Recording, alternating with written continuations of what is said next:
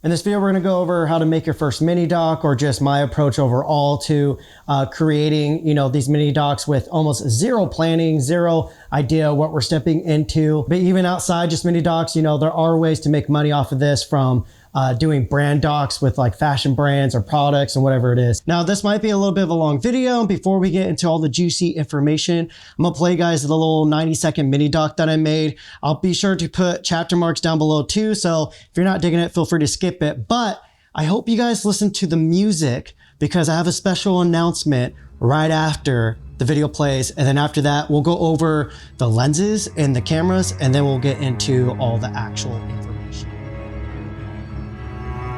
My family done it for generations. And it weaves into who we are today. This is a connection to our ancestors through the horse.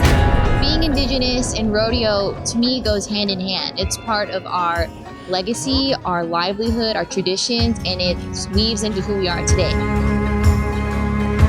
My family done it for generations and grew up on the reservation with livestock and everything, so we didn't have anything to do back in the day when we didn't have really nothing. And so horses and cattle and sheep were kind of things we had, and all the cousins and family got together, and that's what we did. And now here we are today, competing and making a living at this. This is a connection to our ancestors through the horse, and it's something to be said to see this many Native American cowboys here at this rodeo. No matter where you come from, remember that that's part of who you are, and all you can do is remember to be yourself, remember your culture, remember your roots, and always be proud of where you came from. Our ancestors, they lived and they died on this land. We are the original people here in North America, and we're still here, and we're still doing this, and we're still bringing pride and honor back home to our people, our tribes, our communities. Hello, my name is Megan Lunick. I'm from Browning, Montana, and I'm a member of the Blackfeet tribe. I'm Eric Rogers from the Navajo Nation. My name is Faith Holion, and I'm from the Navajo Nation. I have a special announcement. When I originally partnered up with Audiio.com almost a year ago, they told me that they wanted to make me some custom music. They wanted to make me my whole little album. So the song you just heard was one of the tracks. I don't know if you guys could tell, but that shit matched up perfectly to, my whole world building and my vision and everything. How this all came to be is they realized I was using a band named Cemetery Men a lot that's in their library. So they connected with them, and then they made this whole deck around who I am as a person. It was very intriguing to like read through and to look at. I was able to share a playlist with Cemetery Men of like certain vibes and rhythms and textures and energy of things that I've been looking for that just don't exist. So yes, I'll put a link down in the description below if you guys want to check this out. Again, they're on Audiio.com. I'll see if we can hook you guys out with some type of special discount or deal or something like that. But yeah, if you're anybody that enjoys my art and my storytelling and all the stuff that I do, you're most likely going to love these songs. So again, link down below. Thank you to Audiio and to Cemetery Men.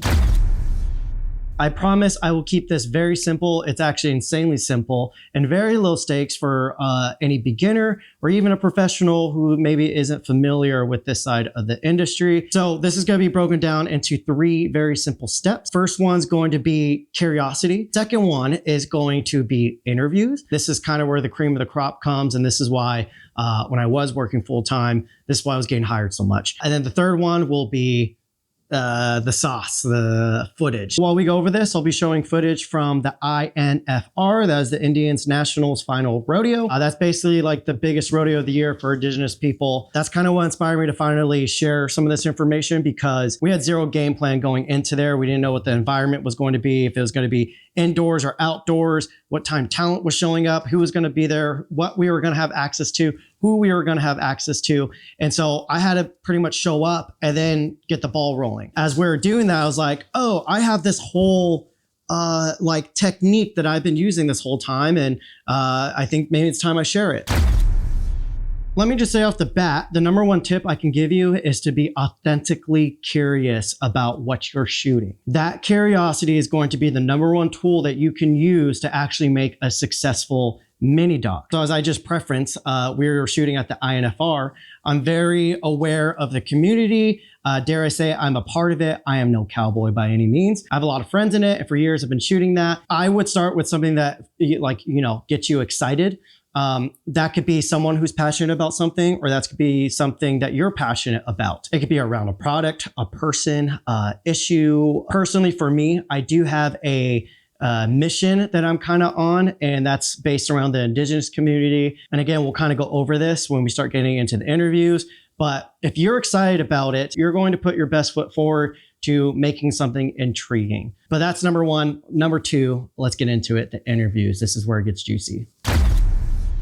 So this is what's going to make or break your mini doc. This is the interviews. If you don't have any good interviews, your mini doc's going to be garbage. It's just that easy. I think a lot of beginner filmmakers or just filmmakers in general within, our smaller space here, we tend to just salivate over pretty like slow-mo B-roll type stuff, and we forget to tell a story. Let me just say, again, in my career, being able to be a storyteller and craft a story as if it was clay and, the story could be there, the clay's there, but a director still has to be able to shape it and get a message across.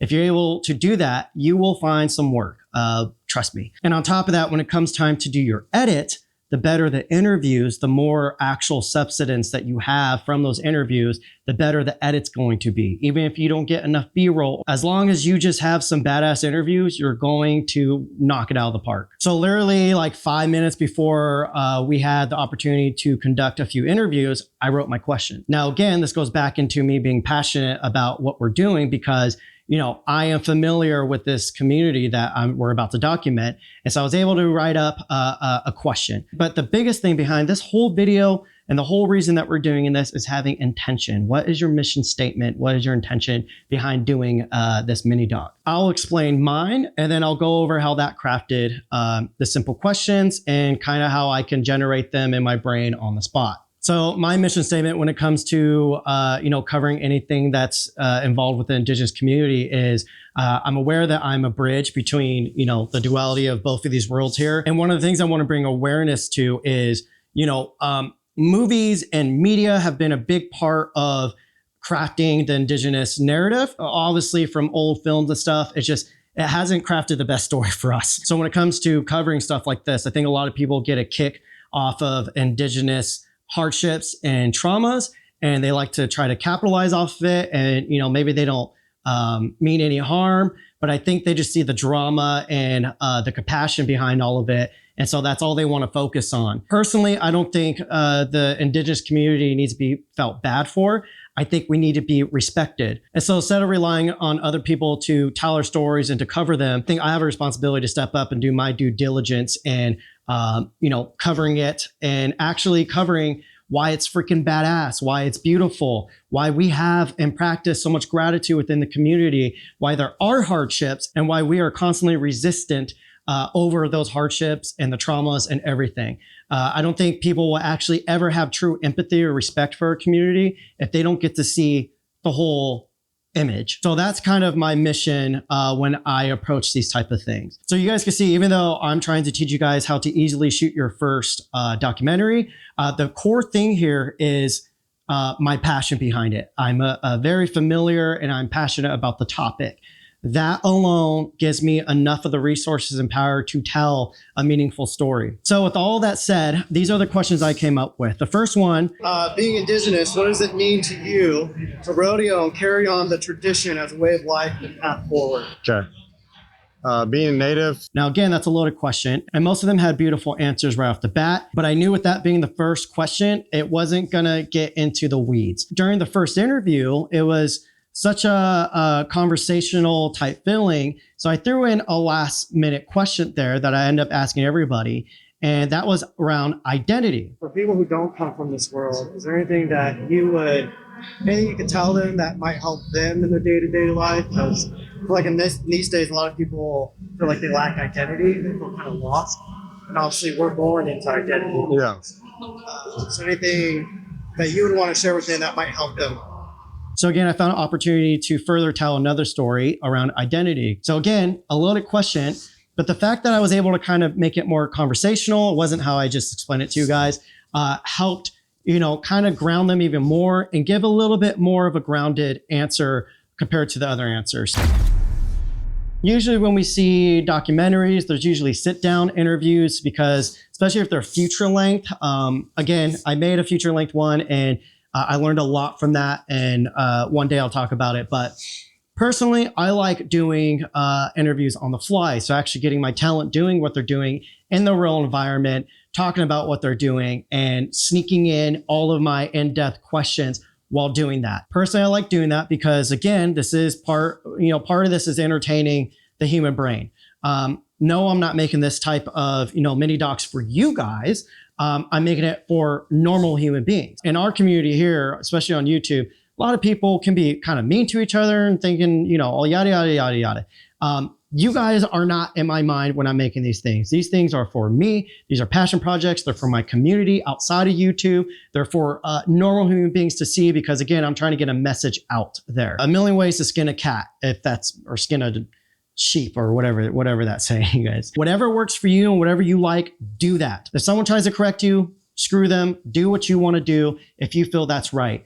All the big film directors out there, some of them came from documentary film work. The reason they're at where they're at is because they were unique. They were individuals. They did things their own way. They broke the rules, and look at them now. So follow your intuition, trust your gut when it comes to that. If I have more time and it's a little bit more of a formal documentary, mini doc, whatever, I will do sit down interviews, and that's totally okay. When it comes to sit down interviews, I will show you guys this light. I don't want to move it right now because I want to mess up the setup, but we'll get into that. Okay, now with the hard part done, yes, that's being crafting your story. When it comes to like cowboy shoots and stuff, we usually take the midday part off because, sun's at high noon and everything. We can't shoot in it too much. So usually, I have an hour or two to eat real quick, import my footage, quickly go over the interviews and see what I got. If I have the pleasure of doing so, I will go into my notes app on my iPhone and I will write down bits of the story that I definitely know that I'm going to try and include into the final deliverable. And from there, I'll try to describe type of B-roll that I could, try to capture and utilize in the edit to really emphasize the story. Now, when it comes to the type of shoots that, again, at the INFR, we didn't have time for all that. So some techniques that I use when, I have no idea how I'm going to utilize it. One, a really easy one, I try to backlight all the time. So especially if I'm outside, I try to get the subject between me and the light, whether that's the sun or whatever it is. I'm always trying to manipulate the light or the subject to have Rembrandt lighting. So exactly how you're seeing right here, how there's lighting on this cheek and on this side of the face, there's lighting. And then if you're lucky, you could try to get a rim light to separate your subject from the background. More importantly, I try to capture movement. This is probably the biggest trick that I use. So circling back to homeboy Jordan that was with me, he's an insanely talented filmmaker himself.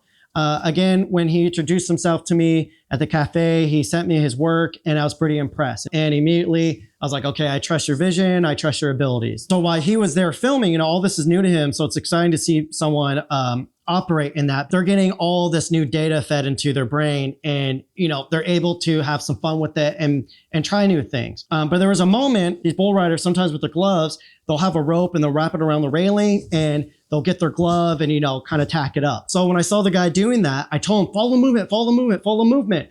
And I kind of bumped his shoulder and I was like, follow the movement, get close and follow it. Obviously at times you want to play it safe and just get the shot. It's more important just to get the shot and get it on camera. But if you have the opportunity to, follow the movement. That's probably one of the easiest ways to get some exciting footage that's not just dependent on slow-mo B-roll type stuff, which has a time and place for it as well.